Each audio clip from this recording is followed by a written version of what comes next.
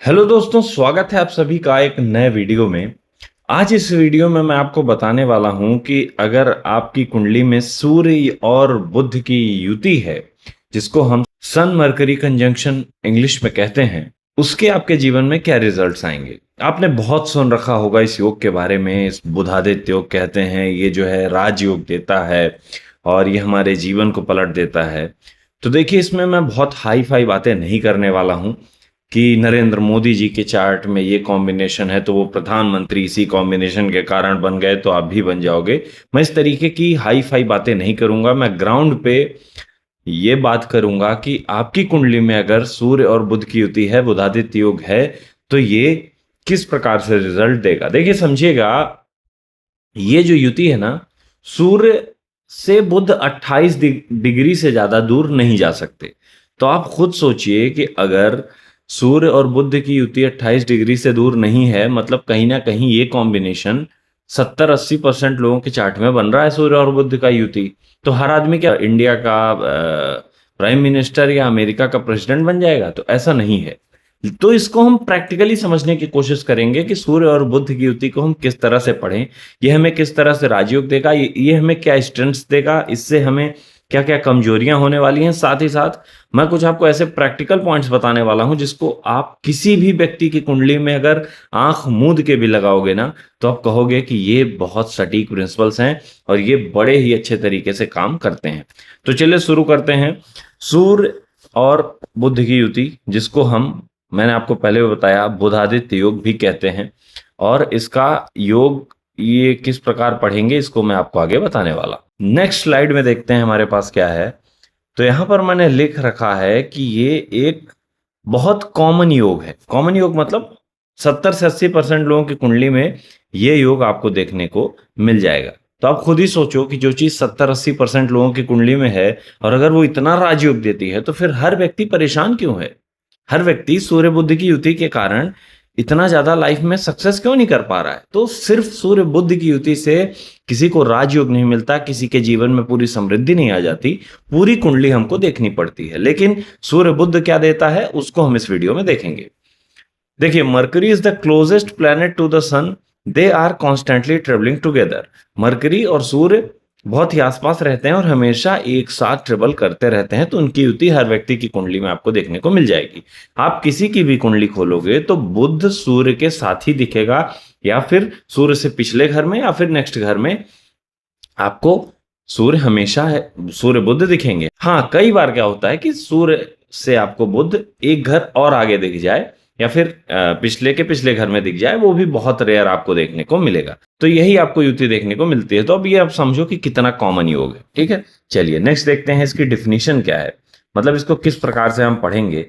तो जो सन है, जो सूर्य है, जो कि सोल का, हमारी आत्मा का, राजा का, ईगो का, हमारी अथॉरिटी का, इसका कारक है, वो जब मरकरी से यानी बुध से युति करता है, जो कि हमारे इंटेलेक्ट का, हमारी बुद्धि का, हमारी स्पीच का, जो हम लॉजिक लगाते हैं और जो हम बिजनेस करते हैं, क्योंकि बुध को बिजनेस का कारक कहा जाता है। तो जब इस प्रकार सूर्य और बुध की युति बनती है तो उसको हम कहते हैं बुधादित्य योग। देखिए, हम जनरली देखें तो सूर्य जो है हमारी आत्मा का कारक है, और जो बुध है वो हमारी इंटेलेक्ट है, हमारी बुद्धि है। तो कई आप इसको इस तरह से समझ सकते हैं कि जो बुद्धि है उसको आत्मा का हमारे लिंक मिल गया, हमारे जो बुद्धि है हमारे सोल से जुड़ गई। तो इसलिए इसको एक अच्छा कॉम्बिनेशन कहा जाता है, क्योंकि जो हमारी सोल है उसकी जो लाइट है उससे हमारी बुद्धि जगमग हो जाती है। इन द सेंस आपकी जो सोल है उसका कनेक्शन बन जाता है आपकी बुद्धि से। ठीक है, चलिए नेक्स्ट स्लाइड में देखते हैं इस कॉम्बिनेशन की स्ट्रेंथ क्या है, मतलब आपके अंदर क्या क्या चीजें देखने को मिलेंगी अगर आपकी कुंडली में ये कॉम्बिनेशन है। तो सबसे पहले शार्प एनालिटिकल माइंड। ये व्यक्ति के जिसके भी अंदर ये कुंडली में योग प्रॉपर बना हुआ है, उस व्यक्ति का जो माइंड होता है ना, वो बहुत जल्दी कैलकुलेटिव माइंड होता है। एनालिटिक अच्छी होती है उनकी, वो जल्दी से जोड़ के घटा के कुछ भी करके पॉजिटिव्स नेगेटिव्स देख के एक पॉइंट निकाल लेते हैं कि चलो ये काम अगर हम कर रहे हैं तो इसका हमको इतना फायदा होगा, इतने काम को नुकसान होगा। तो ये बहुत अच्छी चीज है कि इनका जो माइंड होता है वो शार्प होता है। ये जल्दी से चीजों को रीड कर लेते हैं, उसके फायदों को, उसके नुकसान को बहुत जल्दी अपने दिमाग में उसकी एक ग्राफ बना के अपना कैलकुलेट कर लेते हैं। तो ये उनके लिए अच्छा है। नेक्स्ट पॉइंट देखें तो अथॉरिटेटिव स्पीच होती है। अब देखिए सूर्य जो है वो अथॉरिटी का भाई राजा है, तो अथॉरिटी का कारक होता है। वहीं पर जो बुध है वो वाणी का, स्पीच का कारक होता है। तो स्पीच जुड़ गई किससे? राजा से, अथॉरिटी से। तो ऐसे लोगों की स्पीच जो है, वाणी जो है, भाषा जो है, वो बहुत ही ज्यादा अथॉरिटेटिव होती है। बड़े ही सॉलिड होकर बोलते हैं, कोई भी बात बड़ी ही स्ट्रांगली रखते हैं, जिससे लोगों को उनकी बात पर भरोसा करने पर लोग मजबूर हो जाते हैं। तो ये एक इनकी बेहतरीन क्वालिटी है कि स्पीच इनकी इतनी तगड़ी होती है कि कोई भी व्यक्ति इनकी बात सुनकर मान लेगा कि ये जो बोल रहे हैं सच ही बोल रहे हैं। ठीक है, नेक्स्ट पॉइंट देखिए, एडेप्टेबिलिटी एंड लर्निंग। देखिए बुध जो है वो एजुकेशन का भी कारक होता है, जो मरकरी है वो एजुकेशन का भी कारक है। तो और सूर्य जो है इनको, बुध को, ये सारी चीजें सिखाता है कि कैसे ये एडाप्ट कर सकते हैं, क्योंकि वो लिंक बन गई इनकी आत्मा से। इसलिए व्यक्ति बहुत सारी चीजों को एडाप्ट कर लेता है, बहुत सारी विपरीत परिस्थितियों में भी लड़ लेता है, और क्योंकि लर्निंग को तैयार है, ये सीखने को तैयार है, ये मना नहीं करते कि हमको सीखना नहीं है, हमको किसी प्रकार से भी भागने की कोशिश नहीं करते। ये एक इनकी बहुत अच्छी क्वालिटी है। स्ट्रॉन्ग बिजनेस एक्यूमेन, मतलब आप समझो बिजनेस की जहां पर बात आई इनकी लाइट जल गई, इनका दिमाग तुरंत काम करने लगता है अगर सूर्य बुध की कॉम्बिनेशन प्रॉपर तरीके से है तो। अब अगर आपकी कुंडली में ये कॉम्बिनेशन आप सोच रहे हो कि बना हुआ है और आपका बिजनेस में बिल्कुल ध्यान नहीं जा रहा, आपका दिमाग नहीं जा रहा, तो ये समझो, आप करो या ना करो अलग चीज है, लेकिन आपका दिमाग जरूर जाना चाहिए।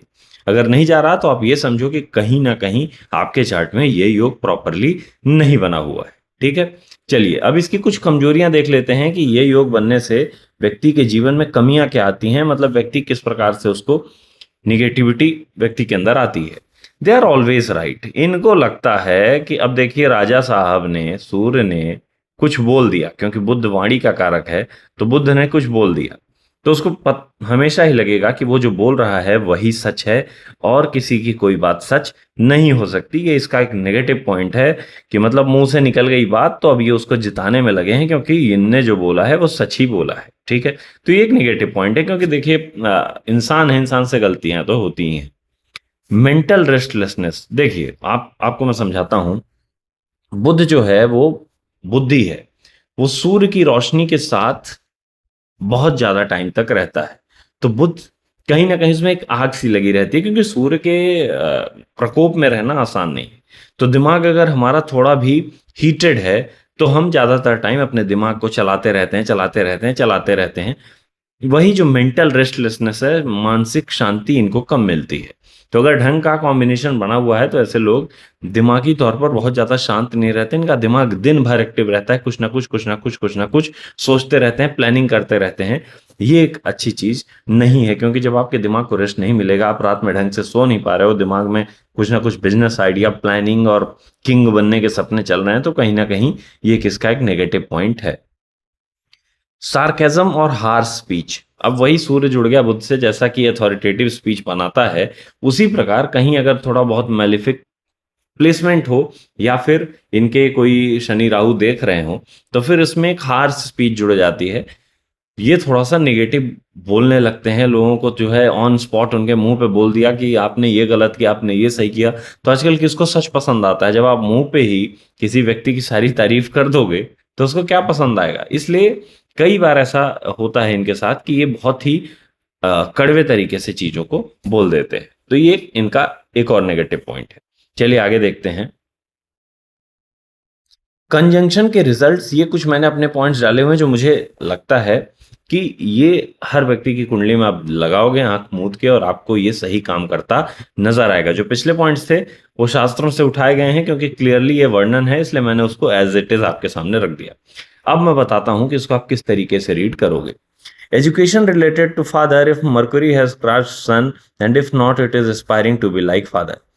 अगर देखिए किसी की कुंडली में सूर्य जो है वो 5 डिग्री का है और बुध जो है वो 10 डिग्री का है, 9 डिग्री का है, 8 डिग्री का है, 11 डिग्री का है, तो सूर्य जो है, सूर्य से बुध क्रॉस कर चुका है, मतलब सूर्य के आगे बुध चला गया है।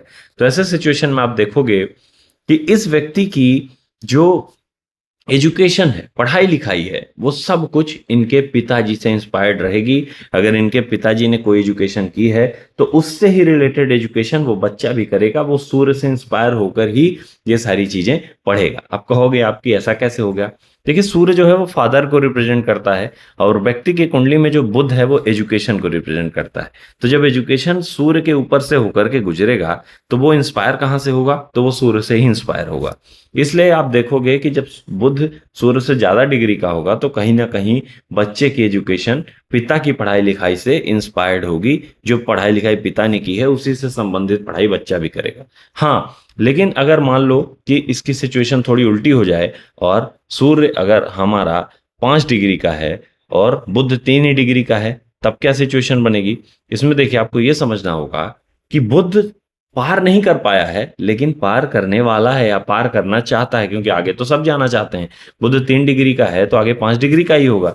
तो इसको हम ऐसे समझेंगे कि ये जो बच्चा है वो पिता की तरह बनना चाहता है, इसके अंदर इच्छाएं हैं। शायद वो पढ़े ना, वो करे ना जो पिता ने किया है, लेकिन ये चाहता है, इसके अंदर इच्छाएं प्रबल हैं कि अपने पिता की तरह बने, अपने पिता की तरह बिजनेस करे, उनकी तरह जो है लाइफ में सक्सेसफुल हो। तो ये एक इनकी इच्छा रहती है। अब आप ये किसी भी कुंडली में लगाओगे तो आपको दिखेगा। हाँ, लेकिन उस व्यक्ति से पूछना पड़ेगा, आप अपना दिमाग नहीं लगा सकते किसने तो ये पढ़ाई नहीं किया। पूछोगे, वो क्लियरली आपको मेंशन करके बता देगा। ठीक है, चलिए आगे देखते हैं। Combust mercury shows control of father और एनी अथॉरिटी।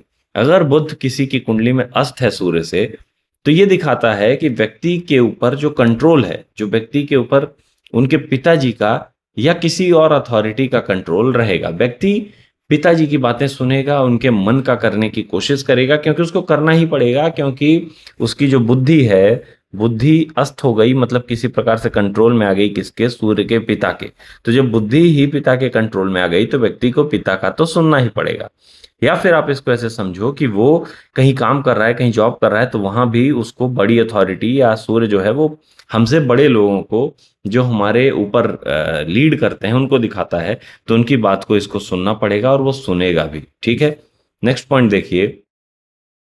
अगर नॉन कंबस्ट मरकरी है, अस्त नहीं है mercury, will have problems in taking order. उसको बड़ी समस्याएं होंगी किसी का भी आदेश लेने से। वो मना कर देगा सीधे सीधे कि मुझे प्यार से बोलोगे तो मैं कुछ भी काम कर दूंगा, पर ऑर्डर दोगे भैया तो मेरे जीवन के लिए भी अच्छा होगा, तब भी मैं वो काम नहीं करूंगा। आपको ये देखना होगा कि कोई भी व्यक्ति अगर कंबस्ट मरकरी वाला नहीं है तो आप उसको कुछ भी ऑर्डर देके देख लो, वो आपके काम को सिरे से नकार देगा कि भैया हम नहीं करेंगे, तुमको जो हमारा करना है कर लो। लेकिन प्यार से बोलोगे तो शायद वो आपके लिए कोई बड़ा से बड़ा काम भी बड़ी ही आसानी से कर दे। तो ये चीज देखनी होगी, क्योंकि इसकी हैबिट नहीं है ऑर्डर लेने की। इसकी जो बुद्धि है वो फ्री है, वो इंडिपेंडेंट है, वो सूर्य से अस्त नहीं हुई है। तो ये बिजनेस के बारे में सोचेगा, ये जॉब कम करने की सोचेगा। इसका दिमाग फ्री है, सूर्य से बचा हुआ है। तो ये सोचेगा मैं बिजनेस करूं, बिजनेस आइडिया आएंगे, करेगा भी बिजनेस, क्योंकि किसी से इसको परमिशन नहीं लेनी, इसकी बुद्धि अस्त नहीं है, ये अपने मन का करेगा। तो इसलिए ये आपको प्रॉपर सूर्य बुद्धि की युति में देखने को मिलेगा। चलिए नेक्स्ट स्लाइड देखते हैं कि जो कंबशन का मिथ है वो क्या है। किसी का हम सुनते हैं कि जो किसी का भी जो ग्रह है, बुध है, अस्त हो जाए तो सब खत्म हो जाता है, और ये है वो है, बुद्धि ऐसी हो जाती है, वैसी हो जाती है। तो मैंने आपको अभी क्लियर बताया कि आप अस्त प्लैनेट्स को कैसे देखोगे। अगर अस्त है तो व्यक्ति कंट्रोल में आ जाता है, और अगर अस्त नहीं है तो व्यक्ति आसानी से कंट्रोल में नहीं आता। और रियलिटी जो है कि Mercury is use to sun's heat. जो बुध है उसको सूर्य की हीट की आदत हो चुकी है, वो परमानेंट सूर्य के पास ही रहता है, उसी हीट में वो परमानेंट घूमता रहता है। Combustion here doesn't destroy intelligence, it is internalises it. देखिए होता क्या है कि जब बुध अस्त हो जाए तो व्यक्ति थोड़ा सा सहम जाता है, थोड़ा सा अपने अंदर चीजों को रखने लगता है। आउटस्पोकन इतना ज्यादा नहीं होता, तुरंत बोल नहीं देगा, दिमाग लगाएगा, सोचेगा, लेकिन अपने अंदर रखेगा। बोलने में थोड़ा हिचकिचाहट आ जाती है अपने आप को एक्सप्रेस करने में, क्योंकि उसकी बुद्धि अस्त हो गई, तो कहीं ना कहीं उसके दिमाग में एक डाउट आ गया। जब उसको ये चीज ओवरकम हो जाएगी कि भैया मैं गलत नहीं हूं, तब वो खुल के बोलने लगेगा। स्टेज फियर आ जाएगा, क्योंकि दिमाग में थोड़ा सा एक डाउट आ गया, कंफ्यूजन आ गया। तो ये चीजें होती हैं। इसमें कोई ये नहीं है कि वो ग्रह ही खत्म हो गया। मान लो आप ऐसे समझो कि वो ग्रह 10 चीजें आपके जीवन में दे रहा है। बुध जो है बुद्धि दे रहा है, एजुकेशन दे रहा है, और आपके लाइफ में जो है पैसा दे रहा है। तो उसमें से एक आध चीजों में वो कमी कर देगा, एक दो चीजों में आपकी लाइफ में प्रॉब्लम जरूर आएंगी। इन चीजों में से आप उसमें थोड़ा जूझोगे, थोड़ा उसमें आपको स्ट्रगल होगा। और वो कैसे पता चलेगा? आपकी कुंडली में और चीजें देखें कि पैसे में स्ट्रगल होगा तो बुध तैयार है भैया पैसे को निपटाने के लिए। एजुकेशन खराब है तो बुध एजुकेशन में सपोर्ट कर देगा खराब करने में। तो इस तरह से हम इसको देखते हैं। कोई ये नहीं है कि बहुत ज्यादा जो है आपका बुध अस्त हो गया तो सारी चीजें खत्म हो गई। एक चीज और होती है जैसे कहते हैं कि सूर्य और बुध अगर 1 डिग्री के अंदर हो, मतलब सूर्य 5 डिग्री का हो तो बुध भी 5 डिग्री का हो, 5.5 का हो, तो ऐसे में कहते हैं कि एक राजयोग बनता है और उसमें जो है व्यक्ति एक्स्ट्रा ऑर्डिनरी काम करता है। मतलब उसका दिमाग जो है एक्स्ट्रा शार्प हो जाएगा, वो चीजों को और ज्यादा मेहनत करेगा, क्योंकि बुध ने सूर्य के सामने समर्पण कर दिया कि भैया अब हम नहीं काम करेंगे, आपको ही करना है, आप करो। तो ये फिर सूर्य अकेले काम करता है और बहुत बेहतर काम करता है।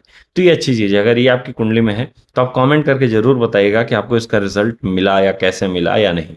ठीक है, चलिए नेक्स्ट स्लाइड देखते हैं। क्योंकि मैंने आपके लिए यहाँ पर कुछ एग्जाम्पल चार्ट भी लगाए हुए हैं कि आप किस प्रकार से इनको देखोगे चार्ट को। देखिए ये जो कुंडली है इसमें यहाँ पर देखिए आप बुध जो है 12 डिग्री का है, ठीक है, और सूर्य जो है वो 9 डिग्री का है। सूर्य 9 डिग्री, बुध 12 डिग्री की, मतलब और बुध अस्त है कहीं ना कहीं 3 डिग्री के अंदर है, तो स्वाभाविक तौर पर अस्त है। अब देखिएगा यहाँ पर जैसा मैंने आपको बताया कि इस व्यक्ति की जो एजुकेशन हुई, जो पढ़ाई लिखाई हुई, वो पूरी इनके फादर से रिलेटेड हुई। इनके फादर भी टीचर हैं और इन्होंने भी टीचर, मतलब गवर्नमेंट टीचर बने ये भी, और अपनी लाइफ में अच्छा कर रहे हैं। तो मैंने आपको क्या बताया, सारी एजुकेशन, सारा करियर, सब कुछ पिताजी से वेस्ट हो गया। बाकी 12th लॉर्ड आप देखोगे तो 12वें घर में गया है और ये है वो है, लेकिन एजुकेशन कहाँ से हुई? एजुकेशन तो बुद्धि कराएगा, एजुकेशन का कारक है, सूर्य से अस्त हो गया है। तो सारी पढ़ाई लिखाई किसके आधार पर हुई? पिताजी के। और पिताजी इनके जीवन में बहुत महत्वपूर्ण रोल निभाते हैं। उनसे बिना कुछ कहे, बिना कुछ किए ये कोई भी कार्य नहीं कर पाते। तो इस तरह से आपको समझना पड़ेगा। हाँ, 12th लॉर्ड कहाँ है उसको देखोगे आप तो कहोगे 9th लॉर्ड कहाँ है पिता के कारक में, तो आप कहोगे कि ऐसा तो नहीं है, मतलब बहुत अच्छा तो नहीं है। तो शायद अच्छा ना हो, लेकिन जो कारक लेवल पे जो चीजें हो रही हैं वो आपको देखने को मिलेंगी ही मिलेंगी। ठीक है, चलिए नेक्स्ट एग्जाम्पल चार्ट मैं आपको दिखाता हूं। इसमें देखिएगा, इसमें क्या है कि जो बुध है वो 5वें घर में बैठा है, ठीक है, और सूर्य जो है वो चौथे घर में बैठा है। तो इन्होंने बड़ी ही कम उम्र से बिजनेस चालू कर दिया। इनको पिताजी का कोई डर नहीं था, पिताजी का इनको बल्कि आप कहो पूरा सपोर्ट था। लेकिन वो कभी टिप्पणी नहीं करते थे, कभी रोक टोक नहीं करते थे कि बेटा तुम्हारा जो मन करे तुम करो। लेकिन समझाते थे, वो अच्छी चीज है, वो तो हर पिता समझाएगा, लेकिन बहुत ज्यादा इंटरफेयर नहीं किया इनके काम में। तो आप समझो, अगर सूर्य ने बुध को अस्त कर दिया, आपकी बुद्धि को खराब किया या आपकी बुद्धि को थोड़ा कंट्रोल में ले लिया, तो वो हर जगह टिप्पणी करेगा, हर जगह आपको रोकने की कोशिश करेगा। लेकिन अगर आपका बुध अस्त नहीं है तो फिर शायद आपको रोकने वाला, टोकने वाले आपके पिताजी नहीं है। आप अपनी आजादी से जो मन करे वो करोगे। और सिर्फ पिताजी ही नहीं, आप किसी भी हायर अथॉरिटी की बात मानोगे ही नहीं। आपका बॉस हो, आपके कोई बड़े रिश्तेदार हो, परिवार हो, आप उनकी बात मानोगे नहीं। आप आराम से जो आपके मन में आएगा वो करोगे और अपनी लाइफ में आगे बढ़ोगे। देखिए दोनों के अपने फायदे हैं, दोनों के अपने नुकसान हैं। ऐसा नहीं है कि आप सोच लीजिएगा कि जो है ये बहुत अच्छा है, ऐसा नहीं होता। आप कई बार फेल भी होगे तो फिर उसमें किसके पास जाओगे? आपका अगर सूर्य अस्त किया है बुद्ध को, आपकी बुद्धि को, तो आप बड़े आराम से पिताजी के ऊपर कि पापा जी अब आप संभाल लो, मेरे बस का नहीं है, तो वो देख लेंगे। अब इसमें तो ये चीज होगी, होने वाली नहीं है कि आप तो उनसे भाग गए हो, उनकी तो बातें आपने मानी नहीं है, या अब उन्होंने आपको पूरे तरीके से कंट्रोल में लिया नहीं, तो बोलते हैं बेटा तेरा जो मन करे वो कर। फिर कमाओगे तो आप, फंसोगे तो भी आप। तो आप यहाँ पर देखो, बुध 8वें घर में है, सूर्य 9वें घर में है, फिर से कोई कंट्रोल नहीं है। तो इसमें भी इन व्यक्ति का जो चार्ट है, इन्होंने अपनी लाइफ बड़ी ही आज़ादी के साथ जी है, किसी की भी बात नहीं सुनी है और अपनी लाइफ में आराम किया है। ठीक है, अब इनमें इसके जो फायदे हैं वो ये जाने और इसके जो नुकसान है वो ये जाने। आपको देखना होगा कि आपके में जो चार्ट कॉम्बिनेशन बना हुआ है उसके हिसाब से आपको रहना पड़ेगा, चाहे आपको कुछ पसंद हो या ना हो। तो इसमें इन्होंने, इनके अपने स्ट्रगल्स हैं, उसमें पिताजी वाले में अपने स्ट्रगल्स हैं। तो इस प्रकार से आप सूर्य और बुध की युति को प्रॉपरली देखोगे। अगर आपका बुध अस्त है किसी भी प्रकार से, तो आप विष्णु सहस्त्र नाम करके बुध को ठीक कर सकते हो। हाँ, वो कौन से घर का मालिक है, क्या लॉर्डशिप उसने ली हुई है, उस प्रकार से हम ज्यादा इसको ढंग से देखते हैं, क्योंकि सिर्फ सूर्य बुध के कॉम्बिनेशन के कारण आपको मैं ये नहीं कहूंगा कि सारी चीजें इसी पर निर्भर करती हैं, पूरी कुंडली फिर बनी ही ना होती अगर सूर्य बुध की युति सब कुछ होती तो। इसलिए लेकिन आप विष्णु सहस्त्र नाम करके जो है बुध को ठीक करने का काम कर सकते हो, बहुत सटीक रेमेडी काम करती है। भगवान विष्णु के 1000 नाम है, आप सुनोगे, पहले आप सुनो, क्योंकि आपसे अगर करते नहीं बनेगा तो, और फिर आप धीरे धीरे करने लगोगे और लाइफ में ऐसा चेंज आएगा ना कि मतलब कमाल हो जाएगा। तो दोस्तों यही था सूर्य बुध की युति के प्रभाव। अगर आप मुझसे अपनी पर्सनलाइज कुंडली दिखवाना चाहते हो तो स्क्रीन पर एक नंबर दिख रहा है, आप उस पर कांटेक्ट करके दिखवा सकते हो। धन्यवाद।